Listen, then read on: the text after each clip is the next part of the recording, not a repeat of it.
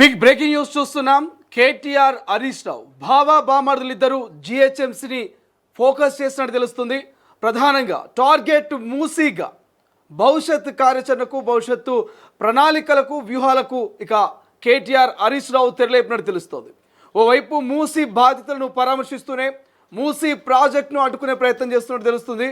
ప్రధానంగా గత కొన్ని రోజుల నుంచి కూడా ఈ అధికార కాంగ్రెస్ పార్టీ భారీగా సొమ్ము చేసుకునేందుకే మూసీ సుందరీకరణ, మూసీ ఏదైతే గాంధీ విగ్రహానికి సంబంధించి ఈ అంశాలని తెర మీదకి తీసుకొస్తున్నట్టు కూడా వరుసగా వ్యతిరేకిస్తోంది. ఓవైపు హైడ్రా పైన కూడా అనేక మార్లు కేటీఆర్ హరీష్ రావు కామెంట్ చేస్తూ వస్తున్నారు. పేదల ఇల్లు కూలుస్తూ పేదల జీవితాల్ని రోడ్లపై వేస్తున్నారంటూ కూడా నిలదీస్తున్నటువంటి పరిస్థితి మనకు కనిపిస్తుంది. రైట్, మరొక వ్యూహంతో ఇక బీఆర్ఎస్ ప్రజల్లోకి వెళ్ళే ప్రయత్నం చేస్తున్నట్టు తెలుస్తుంది. ప్రధానంగా మూసీ బస్తీ యాత్రను చేపట్టబోతున్నట్టుగా గతంలో వార్తా కథనాలు వచ్చాయి. కానీ అనూహ్యంగా ఎవరు ఊహించని రీతిలో ఒక కొత్త వ్యక్తి మూసీ బస్తీ యాత్రతో తెర మీదకి వచ్చినట్టు తెలుస్తుంది. రైట్, ఒకసారి దీనికి సంబంధించిన పూర్తి అప్డేట్స్ తెలుసుకునే ప్రయత్నం చేద్దాం. మూసీ బస్తీ యాత్రకు బీఆర్ఎస్ మద్దతు ఇస్తుందా?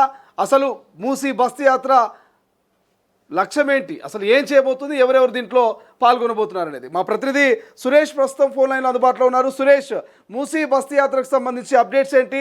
ప్రధానంగా బీఆర్ఎస్కి సంబంధించి కూడా గతంలో మద్దతు ఇచ్చినట్టు తెలుస్తుంది. సోమాజ్ కూడా ప్రెస్ క్లబ్లో బీఆర్ఎస్ పార్టీకి సంబంధించి కొంతమంది నేతలు కూడా ఈ కార్యక్రమంలో పాల్గొన్నట్టు తెలుస్తుంది. సో అప్డేట్స్ ఏంటి? Thank you Srisailam. ఏదైతే మూసీ ప్రక్షాళనలో భాగంగా గవర్నమెంట్ చెప్తుంది మూసీ ప్రక్షాళన ఖచ్చితంగా జరిగి తీరాల్సిందే అని చెప్పేసి ప్రభుత్వం పక్కన చెప్తుంటే, మూసీ ప్రక్షాళనకు మేము ఎట్టి పరిస్థితుల్లో అడ్డుపడట్లేదు. కాకపోతే ఏదైతే మూసీ ప్రక్షాళనకు సంబంధించి ఎవరైతే జనాలను ఖాళీ ఇచ్చి జనాలను రోడ్డు మీద పడేసి మూసీ ప్రక్షాళన చేస్తే మాత్రం దానికి ఖచ్చితంగా బీఆర్ఎస్ పార్టీగా ఖండిస్తాం, బీఆర్ఎస్ పార్టీగా అడ్డుపడతామని చెప్పేసి చెప్తున్న పరిస్థితి. ఇప్పటికే 6 హామీలకు సంబంధించి డబ్బులు లేవు అని చెప్పేసి ఒక పక్కనే చెప్తుంటే, ఇప్పుడు 1,50,000 కోట్లు పెట్టి మూసీ ప్రక్షాళన ఎందుకు అని చెప్పేసి కూడా బీఆర్ఎస్ పార్టీ మొదటి నుంచి పోరాడుతుంది.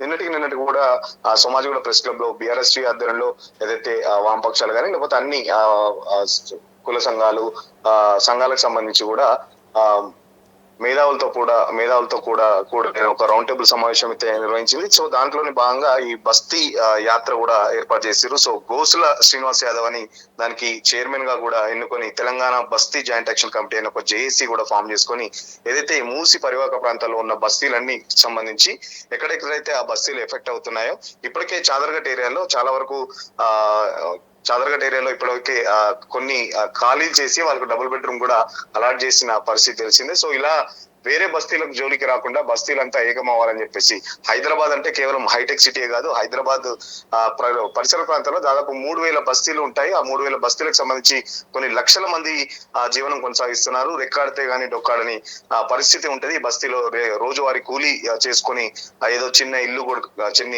చిన్న గూడు కట్టుకొని ఉన్న పరిస్థితి. సో ఆ గూడు అంతా ఇప్పుడు చెరిపేస్తాం లేకపోతే కూలగొడతామంటే ఒప్పుకునేది లేదని చెప్పేసి ఒక బీఆర్ఎస్ పార్టీకి సంబంధించి బస్తీ బాట కూడా పట్టిన పరిస్థితి. గతంలో బీజేపీకి సంబంధించి కూడా ఈ మూసీ ప్రక్షాళనకు సంబంధించి బస్తీ పల్లనిద్ర ఉన్నట్టు బస్తీ నిద్ర కూడా చేసిన విషయం తెలిసింది. అప్పట్లో బీఆర్ఎస్ బీజేపీ నేతలు కూడా ఆ బస్తీలలో రామ్నగర్ గానీ అంబర్పేట కొన్ని ఏరియాల్లో ఏదైతే మూసీ ఎఫెక్టెడ్ ఏరియాలు ఉన్నాయో ఆ ఎఫెక్టెడ్ ఏరియాకి సంబంధించి బీజేపీ నేతలు కూడా అక్కడ బస్తీ నిద్ర కూడా చేపట్టడం జరిగింది. దీంట్లో భాగంగానే ఇటు బీఆర్ఎస్ కూడా మూసీకి సంబంధించి మొదటి నుంచి చాలా యాక్టివ్ రోల్ ప్లే చేస్తుందని చెప్పుకోవచ్చు. ఎందుకంటే మొన్న ఏదైతే మధు పార్క్ సంబంధించి కూడా అటు కేటీఆర్ వెళ్ళడం కానీ హరీష్ రావు వెళ్ళడం కానీ ఇట్లా మూసీ బాధితులకు ఎప్పటికప్పటికి మేము అండగా ఉంటామని చెప్పేసి పార్టీ తరఫున కూడా వాళ్ళకు హామీ ఇస్తున్నారు. మరో పక్కన జిహెచ్ఎంసీ ఎన్నికలు దగ్గర పడుతున్న నేపథ్యంలో ఇది వాళ్ళకు పార్టీ కూడా కలిసి వచ్చే అవకాశం కూడా చెప్పొచ్చు. మరో పక్కన అధికార పార్టీని ఇబ్బంది పెట్టే విధంగా కూడా ఈ మూసీ ప్రక్షాళనకు సంబంధించి బీఆర్ఎస్ పార్టీ ఒక పెద్ద వ్యూహాన్ని అయితే రచించిందని చెప్పుకోవచ్చు.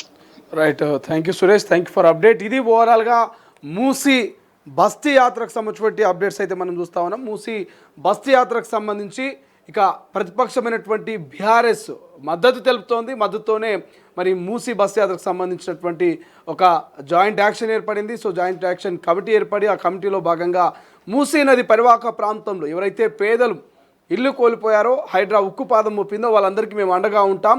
హైదరాబాద్ అనగానే గచ్చిబౌలి, మాదాపూరు హైటెక్ సిటీ కాదు. హైదరాబాద్ అంటే దాదాపు 3,000 బస్తీలు ఉన్నాయి. ఆ బస్తీలలో కూడా పేదలు ఉన్నారు. సో ఆ పేదలను కూడా కాపాడుకోవాల్సిన బాధ్యత ఉన్నదంటూ ఇక అధికార కాంగ్రెస్ పార్టీ చేపడుతున్నటువంటి మూసీ ప్రాజెక్టును మొదటి నుంచి వ్యతిరేకిస్తున్న బీఆర్ఎస్ ఇక ఖచ్చితంగా మూసీ బాధితుల పక్షాన మేము నిలబడతామంటూ కూడా చెప్తున్నటువంటి పరిస్థితి. మరి ఏదేమైనా భావా బామర్ది ఇద్దరు ఇక టార్గెట్ జిహెచ్ఎంసీ ఎన్నికల్లో భాగంగానే ఈ వ్యూహాత్మకమైనటువంటి మూసీ బస్తీ యాత్రను మరొక రకంగా మద్దతు ఇస్తున్నారు. మూసీ బాధితులతో పరామర్శించే ప్రయత్నం చేస్తూ ఉన్నారు, వాళ్ళని కలిసే ప్రయత్నం చేస్తున్నారని ఒక చర్చ అధికార కాంగ్రెస్ పార్టీ అయితే లేవనెత్తున్నటువంటి పరిస్థితి.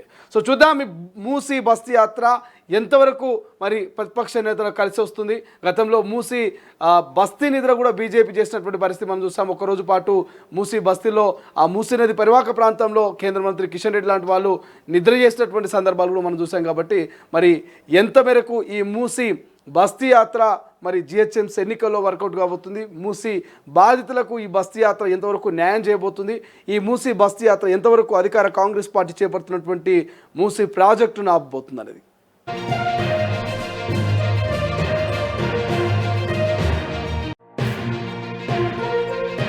అసలైన తొలి వెలుగు. ఫాలో వాట్సాప్ @తొలి వెలుగు official.